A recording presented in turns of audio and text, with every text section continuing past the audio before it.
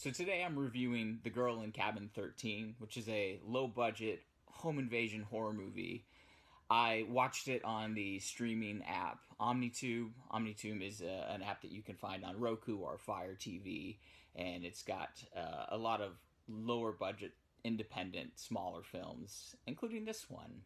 The Girl in Cabin 13 is directed by Brendan Rudnicki. He is also the president and CEO of DBS Films. They specialize in these kind of smaller budget, mostly horror films. Like many other home invasion horror movies, the film is centered on a couple whose relationship is troubled, and that is only made worse by a home invasion. The couple is Sunny and Brad. Sunny's a social media influencer, which is causing problems in their relationship, and she's also posting when the first invasion occurs.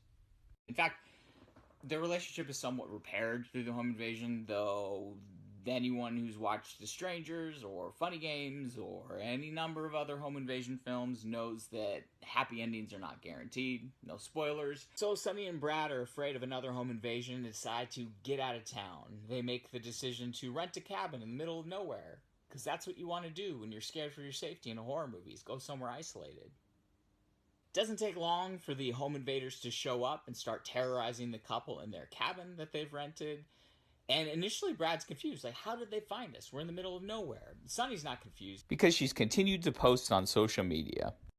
It's interesting because in home invasion films, there's usually three different types of invaders. There's the criminal ones from, like, Gangster Raid, Desperate Hours, criminals looking for a place to hide out or maybe stealing something in the home. And there's the psychopathic invaders, probably most popular. The Strangers, Funny Games, even a little bit of The Purge.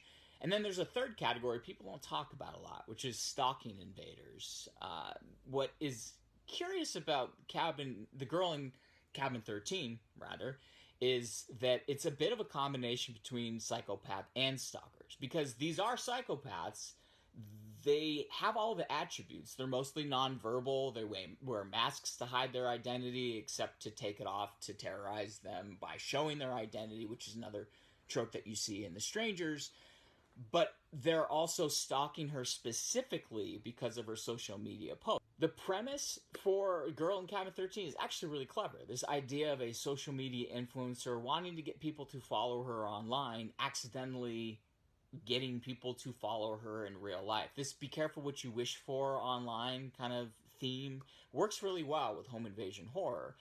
It gets a bit muddled, though. It makes sense initially, and it makes sense that they follow her because she just can't stop posting.